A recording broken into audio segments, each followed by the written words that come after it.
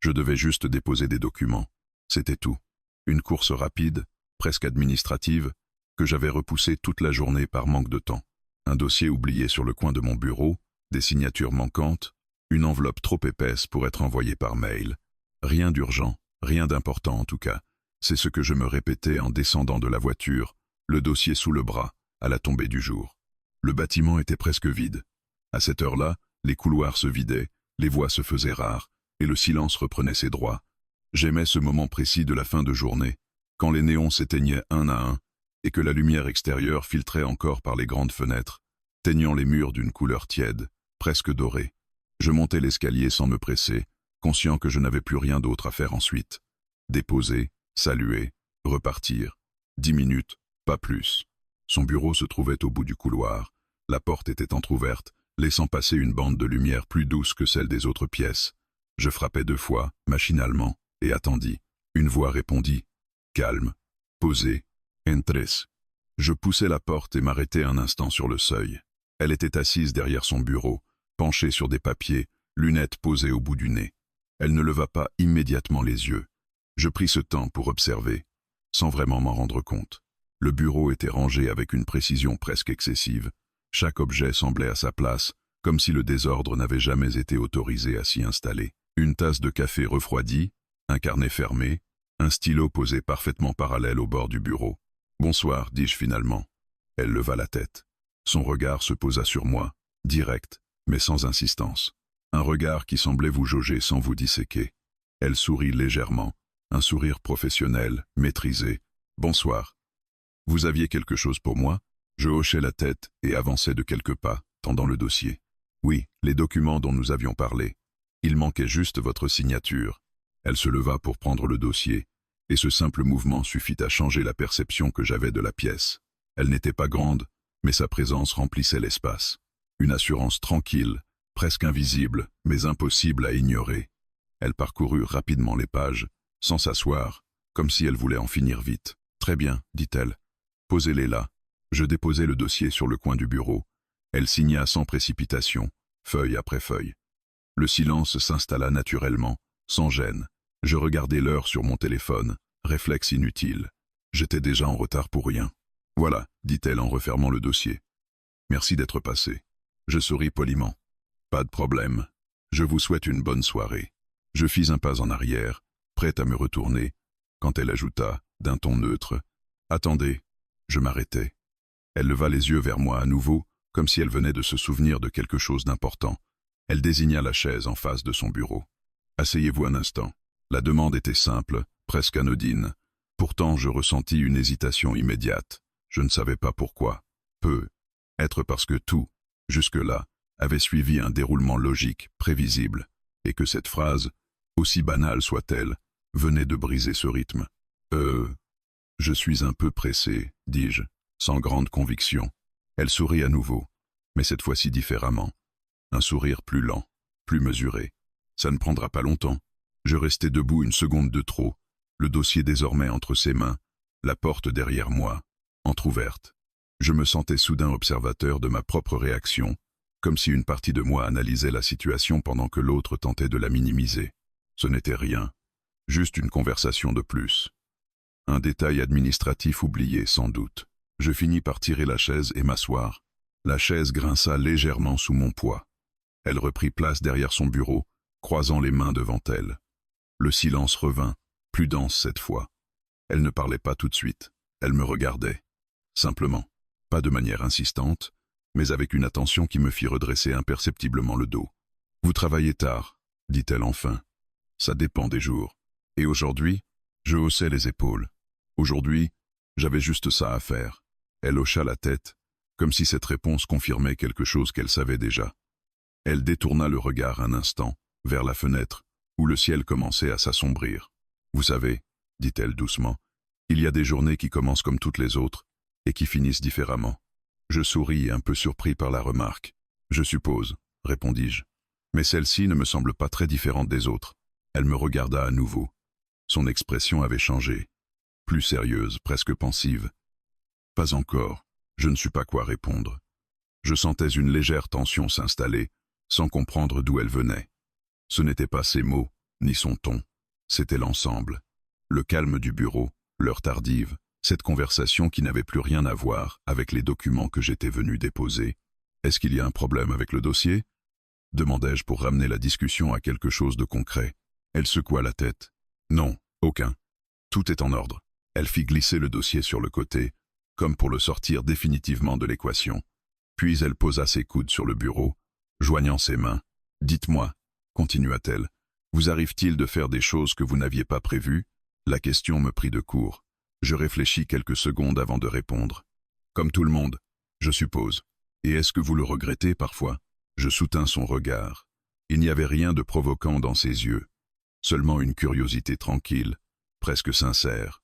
Parfois, oui, parfois non. Elle acquiesça lentement. Moi aussi, un silence, plus long que les précédents. Je me rendis compte que je n'avais plus envie de regarder l'heure, que je n'étais plus pressé finalement. Une partie de moi savait que cette conversation était en train de glisser vers quelque chose d'indéfini, mais je ne faisais rien pour l'arrêter. Elle se leva soudain, contournant le bureau pour aller vers la fenêtre. Elle resta là, dos à moi, regardant dehors. « Vous pouvez partir », dit-elle sans se retourner. « Si vous le souhaitez. » Je la regardai, surpris. « Et si iraste ?» Elle tourna légèrement la tête, juste assez pour me jeter un regard par-dessus son épaule. « Alors nous prendrons un peu plus de temps. » Je restai assis, la chaise immobile, les mains posées sur mes genoux. Je ne savais pas encore ce que cela signifiait.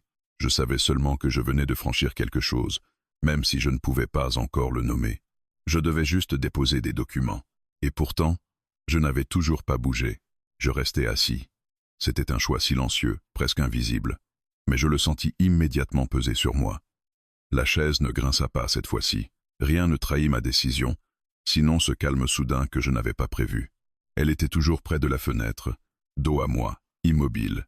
Le monde extérieur semblait lointain, étouffé par l'épaisseur des murs et par ce qui venait de s'installer entre nous. « Vous n'êtes pas du genre à hésiter longtemps, » dit-elle enfin. Sa voix était douce, sans jugement. Je haussai légèrement les épaules. « Je réfléchis vite, » répondis-je. « Ça ne veut pas dire que je choisis bien. » Elle sourit, je le compris sans la voir. Elle revint lentement vers le bureau, sans se presser, comme si chaque pas avait été mesuré à l'avance. Elle ne se rassit pas tout de suite. Elle s'appuya contre le bord du bureau, les bras croisés, face à moi. « Personne ne choisit toujours bien, » dit-elle. « Ceux qui prétendent le contraire mentent ou n'ont jamais vraiment choisi. » Je ne répondis pas. Je me contentais de l'observer. La lumière avait changé, le jour déclinait, et la pièce baignait désormais dans une pénombre douce, presque intime. Les angles semblaient s'effacer. Le bureau n'était plus un lieu de travail. Pas complètement. « Vous voulez un café ?» demanda-t-elle soudain. « À cette heure-ci ?» Justement. Elle se détourna sans attendre ma réponse et se dirigea vers une petite machine installée dans un coin du bureau. Le bruit familier de l'eau qui chauffe rompit le silence. Je me rendis compte que je respirais plus lentement, comme si le temps avait décidé de suivre un autre rythme. « Vous venez souvent ici après les heures ?» demandai-je. « Plus qu'avant, » répondit-elle. « Moins qu'il ne le faudrait. » Elle me tendit une tasse. Nos doigts se frôlèrent brièvement, un contact banal, insignifiant en apparence. Pourtant, je sentis une légère tension me traverser, comme une alerte muette. « Merci. » Je pris une gorgée. Le café était fort, presque trop chaud. Elle s'assit enfin, mais pas derrière le bureau. Sur la chaise en face de moi, à une distance qui n'était ni proche ni vraiment lointaine, une distance choisie. « Vous savez, » reprit-elle, « les gens pensent souvent que je suis très occupé, toujours pressé, toujours ailleurs. Et ce n'est pas le cas ? Si, et non. » Elle baissa les yeux vers sa tasse, comme si elle cherchait ses mots dans le fond sombre du café. Être occupé, ce n'est pas toujours avancer. Parfois, c'est juste éviter de s'arrêter. Je hochai la tête, lentement. Je connaissais ce sentiment. Trop bien. Et vous ? demanda-t-elle. Vous avancez ? Ou vous évitez ? La question me prit au dépourvu. Elle ne me connaissait presque pas. Et pourtant, elle venait de toucher quelque chose de précis, de sensible. Un peu des deux, admis-je. J'avance là où je peux. J'évite là où je n'ose pas. Elle releva les yeux vers moi. Son regard était attentif, sans ironie. C'est honnête. Un nouveau silence s'installa. Mais ce n'était plus le même. Il n'était pas lourd. Il était rempli, chargé de ce qui n'était pas dit. Je sentais que chaque mot que nous échangions faisait glisser la conversation un peu plus loin, hors de toute justification rationnelle. « Vous auriez pu partir, » dit-elle soudain. Je sais. Pourquoi êtes-vous encore là? Je pris une inspiration. J'aurais pu répondre par une plaisanterie, par une excuse. Je choisis la vérité la plus simple, parce que vous m'avez demandé de m'asseoir. Elle sourit. Ce n'est pas suffisant. Peut être, mais c'est vrai. Elle sembla réfléchir, puis hocha la tête, comme si cette réponse lui convenait. Parfois, dit-elle doucement, il suffit qu'on nous demande. Pas plus. Elle posa sa tasse sur la table basse entre nous. Je fis de même. Nos gestes étaient synchrones, presque malgré nous. Vous êtes quelqu'un de calme, observa-t-elle. C'est l'impression que je donne. Et en réalité, je laissais échapper un léger rire. En réalité, je réfléchis trop. Moi aussi. Elle se pencha légèrement en avant. Et quand on réfléchit trop, on laisse passer des choses importantes. Je la regardais. Elle était sérieuse. Pas dans le sens grave, dans le sens sincère. Comme si cette conversation n'était pas un jeu, mais une parenthèse rare. Vous parlez d'expérience? Demandai-je. Oui. Elle se redressa, croisa les jambes. Un geste simple, mais je ne pus m'empêcher de le remarquer. Elle continua, comme si elle avait décidé d'aller jusqu'au bout. Il y a des moments où l'on sent que quelque chose est là, à portée de main. Et pourtant, on recule, par habitude, par peur, par prudence. Et vous avez reculé? Elle hésita une fraction de seconde. Trop souvent. Je ne répondis pas tout de suite. Je sentais que mes mots comptaient désormais. Peut être que ce n'est pas toujours une erreur, dis-je. Parfois, reculer, c'est se protéger. Peut être, répéta-t-elle. Mais se protéger de quoi? Je n'eus pas le temps de répondre. Elle se leva à nouveau, fit quelques pas dans la pièce. La porte du bureau était toujours entr'ouverte. Elle la regarda, puis s'en approcha. Sans un mot, elle la referma doucement. Le clic discret de la serrure résonna dans la pièce, pas fort, pas brutal, mais définitif. Je me redressai instinctivement sur ma chaise. C'est juste pour le bruit, dit-elle calmement. Les agents d'entretien vont bientôt passer. Je hochai la tête, sans être certain de la croire complètement. Elle revint s'asseoir, plus près cette fois. La distance avait changé, subtilement, mais irréversiblement. « Vous êtes mal à l'aise ?» demanda-t-elle. Je pris une seconde avant de répondre. « Non, pas vraiment. Tant mieux. » Elle soutint mon regard. Il n'y avait toujours rien d'explicite, rien qui puisse être pointé du doigt.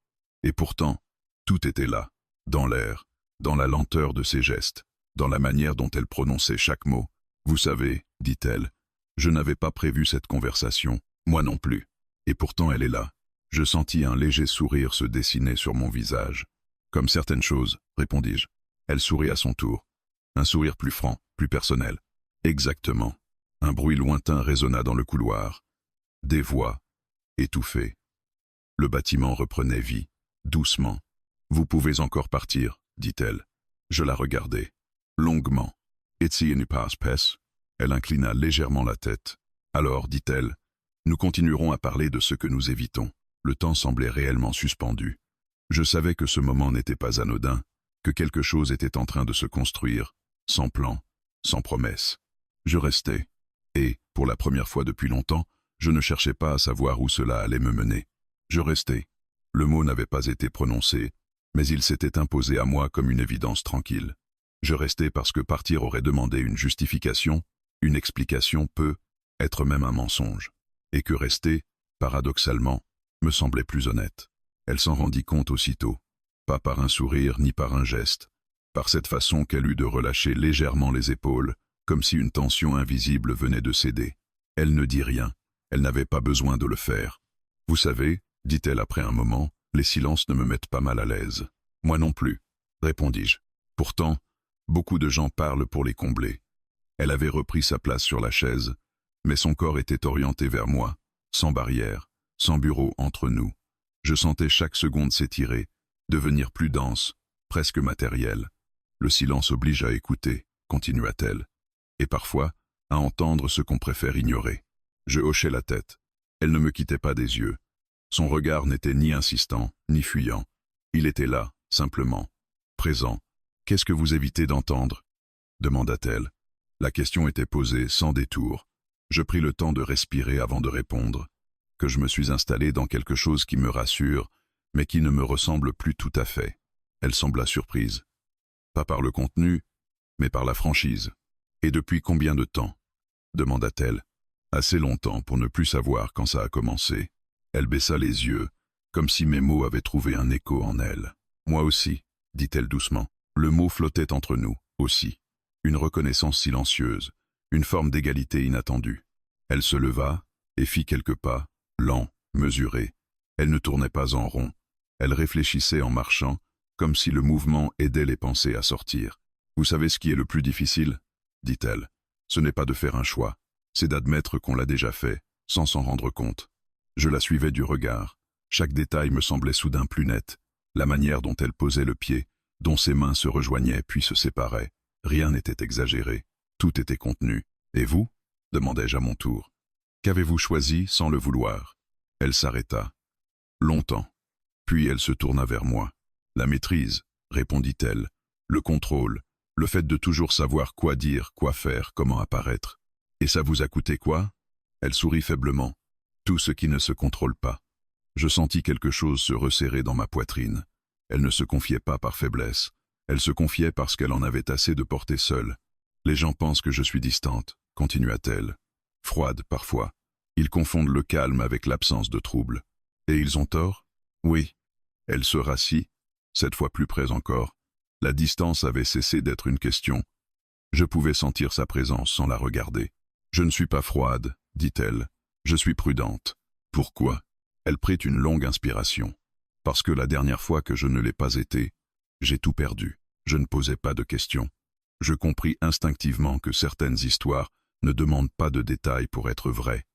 Le silence qui suivit n'était pas gênant. Il était respectueux. Vous n'avez pas besoin de répondre, ajouta-t-elle, comme si elle craignait d'en avoir trop dit.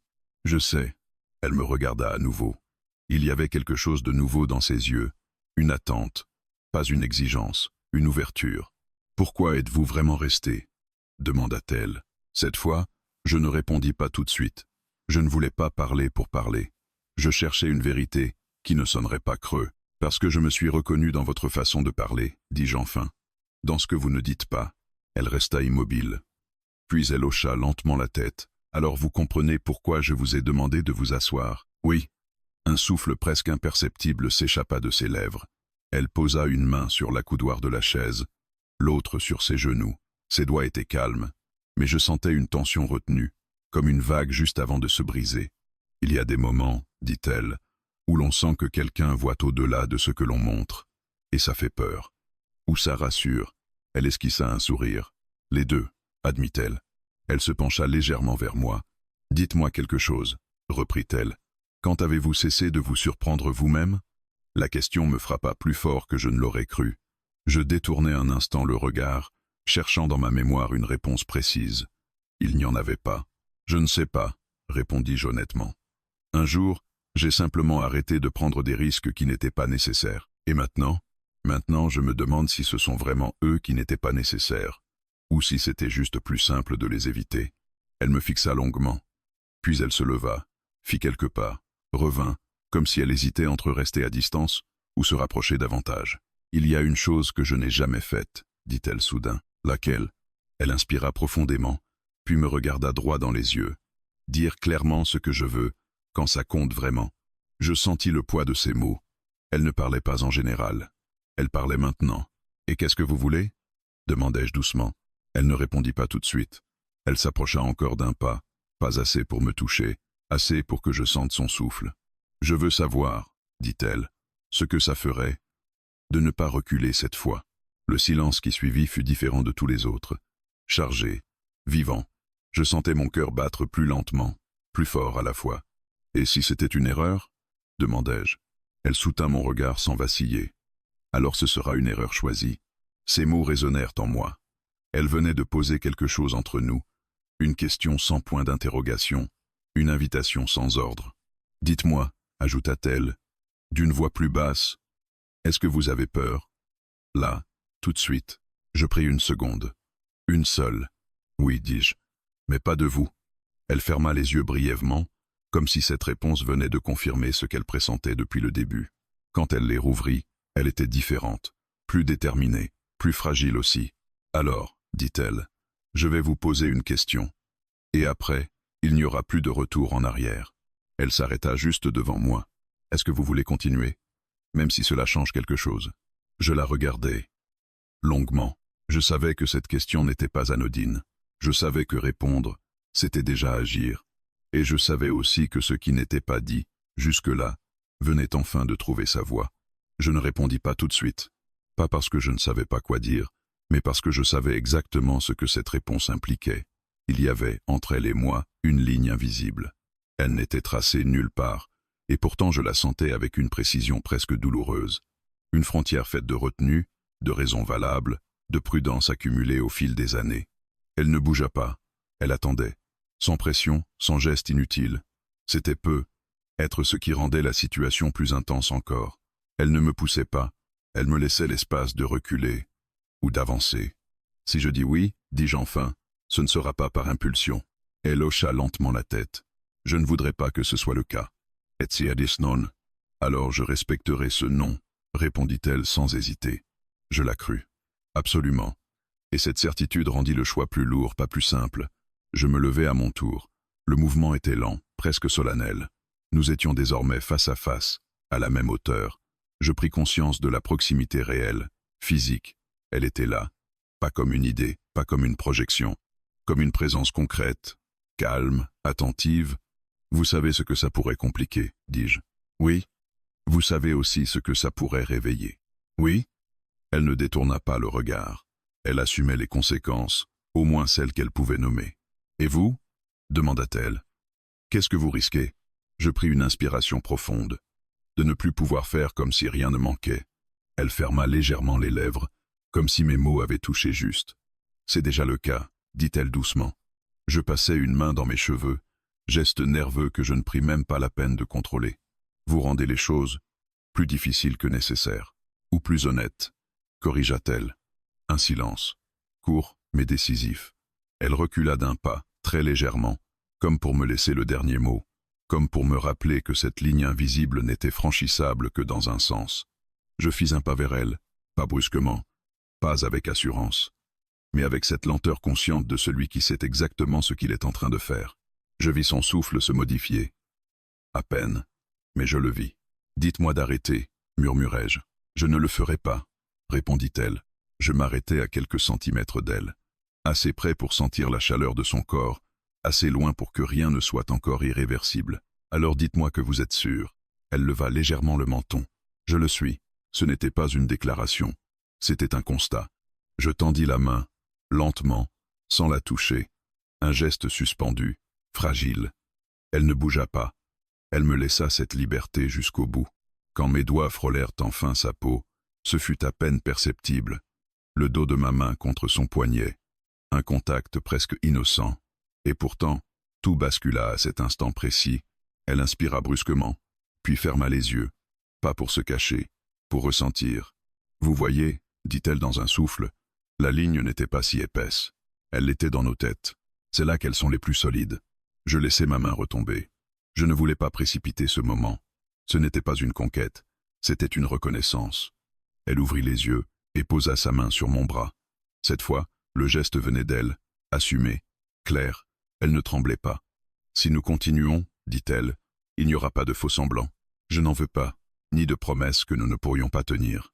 Je n'en ferai pas. Elle sembla réfléchir un instant, puis hocha la tête, satisfaite. Alors il faut que vous sachiez une chose. Laquelle? Je ne cherche pas à fuir ma vie. Je cherche à l'habiter autrement. Je la regardai, profondément touché par cette phrase. Moi aussi. Un léger sourire passa sur son visage. Pas un sourire de victoire, un sourire de soulagement. Elle se détourna un instant, comme pour reprendre ses esprits, puis se tourna à nouveau vers moi. Nous devrions nous asseoir, dit-elle.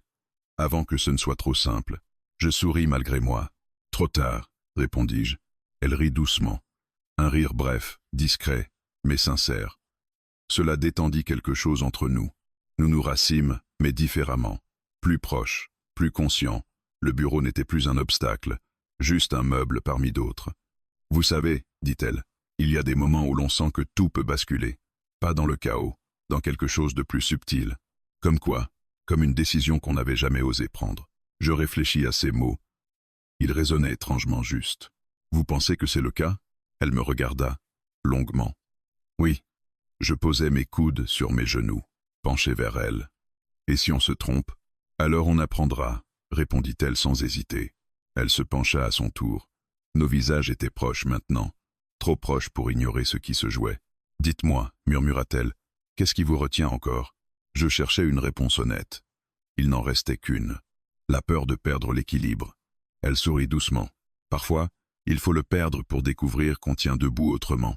Elle leva la main, hésita une seconde, puis la posa contre ma joue. Un geste lent, presque solennel.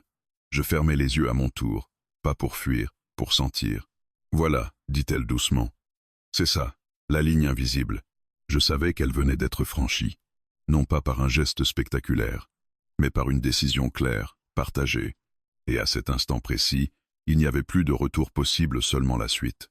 Il n'y eut pas de précipitation. C'est ce qui me frappa le plus, après coup. Rien ne s'imposa brutalement, rien ne déborda. Ce qui devait arriver se fit avec une lenteur presque respectueuse, comme si le moment lui-même exigeait qu'on le traite avec soin. Sa main était toujours contre ma joue. Je sentais la chaleur de sa paume, la pression légère de ses doigts, ni possessive ni hésitante. Elle ne cherchait pas à m'attirer. Elle constatait simplement que j'étais là, présent, disponible. Je rouvris les yeux. Elle me regardait avec une intensité calme, sans attente irréaliste, sans scénario à jouer.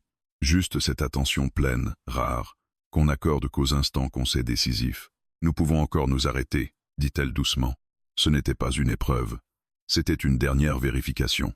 Je secouai lentement la tête. « Je ne veux pas. » Elle laissa passer un souffle, presque imperceptible, comme si elle venait, elle aussi, de franchir quelque chose à l'intérieur.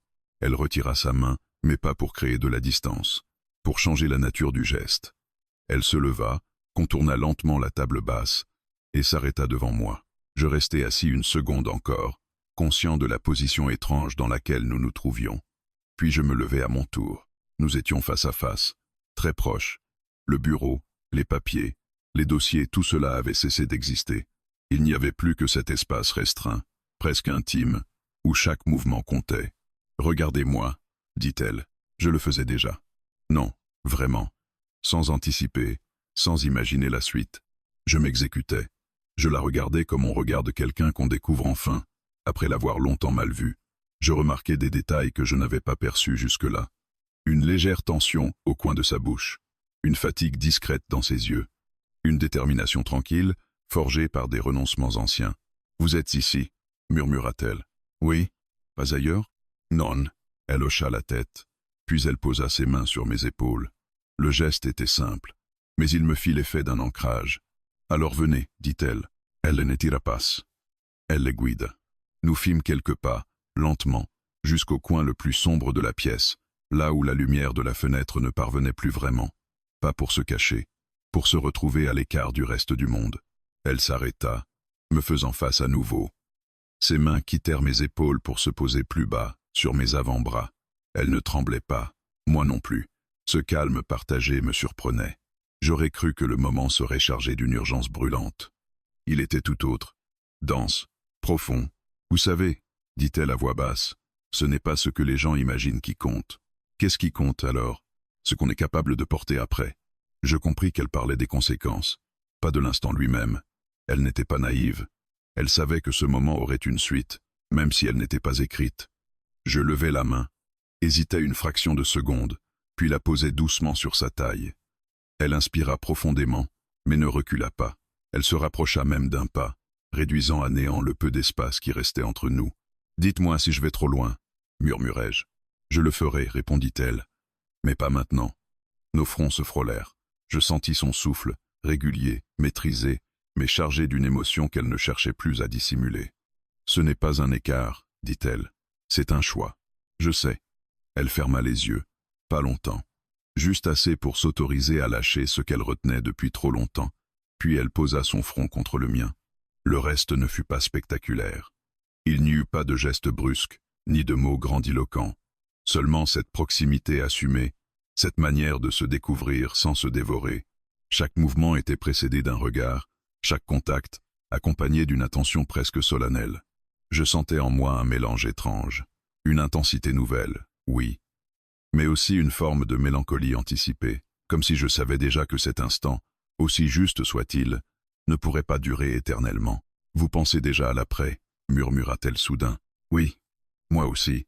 Elle s'écarta légèrement, juste assez pour me regarder à nouveau. Ses yeux étaient brillants, mais lucides. Et pourtant, dit-elle, vous êtes encore là. Oui. Elle sourit faiblement. C'est tout ce que je demandais. Le temps passa sans que je puisse dire combien. Les minutes n'avaient plus la même texture. Elle s'étirait, se repliait sur elle-même. Nous parlions peu, nous n'en avions pas besoin. Tout passait par les gestes, par les silences habités. À un moment, elle se recula davantage.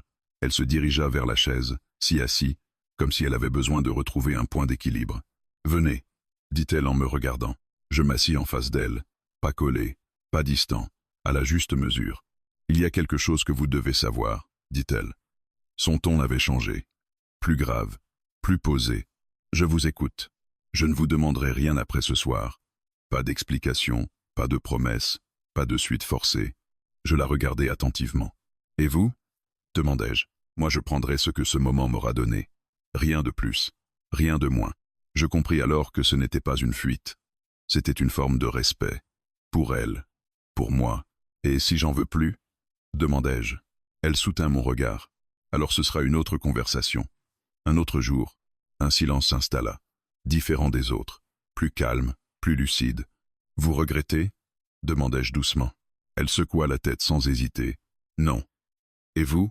Je pris une seconde. « Non. » Elle sourit. Un vrai sourire cette fois. Pas maîtrisé, pas calculé. « Alors, dit-elle, quoi qu'il arrive ensuite, ceci aura été juste. » Je sentis quelque chose se relâcher en moi. Une tension que je portais depuis longtemps, sans en avoir conscience. Au loin, une horloge sonna. Le monde extérieur recommençait à se rappeler à nous. Elle tourna légèrement la tête vers la fenêtre, puis revint à moi. « Le temps reprend toujours ses droits, » dit-elle. « Oui, mais pas tout à fait comme avant. » Je la regardais. Je savais qu'elle avait raison. Ce qui devait arriver était arrivé. Pas comme un accident, pas comme une faute, comme une vérité qu'on ne pouvait plus ignorer. Je me levai le premier, pas par empressement, ni par gêne. Simplement parce qu'il fallait bien que quelqu'un rompe l'immobilité dans laquelle nous étions retombés. Le geste fut lent, presque cérémonieux, comme si me remettre debout signifiait accepter que ce qui venait d'avoir lieu appartenait déjà au passé. Elle resta assise un instant, les mains posées sur ses genoux, le regard perdu quelque part entre le bureau et la fenêtre. Elle n'évitait rien, elle prenait la mesure. « Il se fait tard », dis-je doucement. « Oui », répondit-elle. « Très. » Elle se leva à son tour. Cette fois, il n'y avait plus de tension dans l'air. Seulement une clarté nouvelle, étrange, presque apaisante. Le genre de calme qui ne vient qu'après avoir cessé de se mentir. Je pris ma veste sur le dossier de la chaise.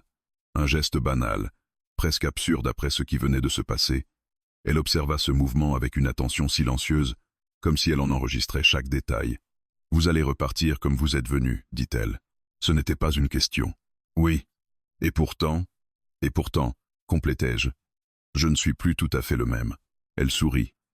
Pas avec tristesse, avec reconnaissance. Moi non plus. Nous restâmes quelques secondes sans parler. Il n'y avait rien à ajouter.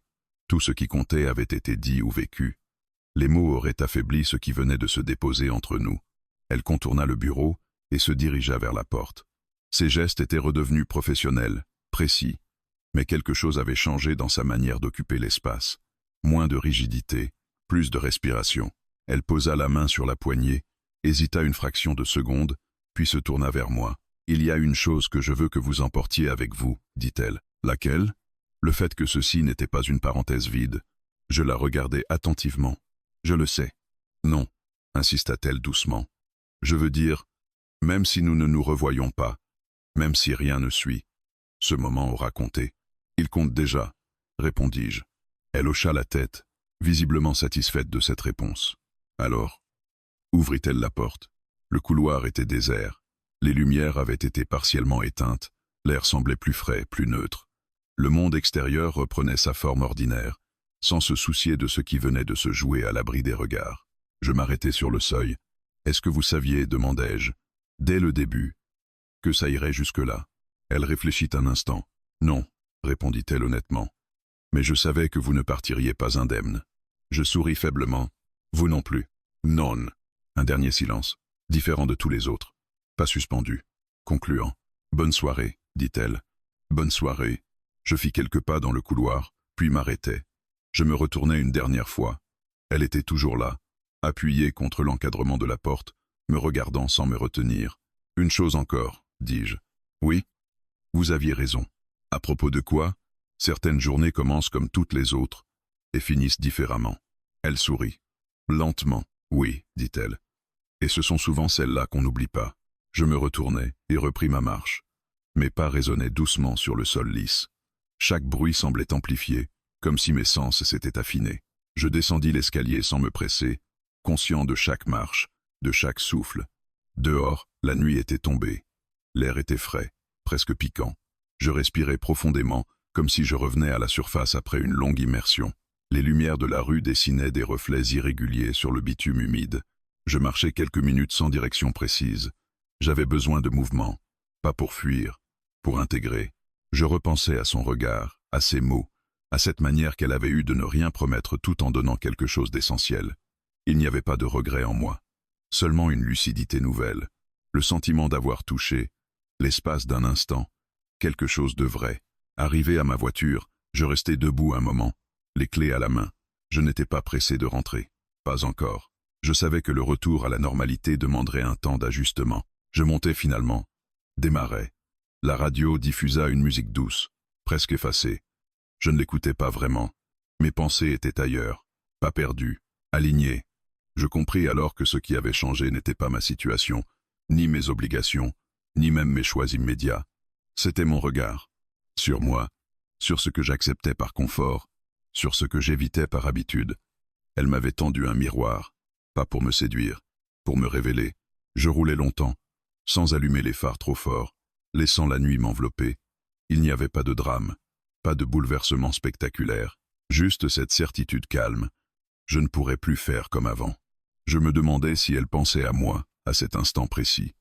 Peut être pas. Ce n'était plus important. Ce qui comptait, c'était ce que chacun ferait, désormais, avec ce qui avait été partagé. Je m'arrêtai à un feu rouge. Mon reflet apparut brièvement dans le rétroviseur. Je me regardais sans détourner les yeux. Je devais juste déposer des documents.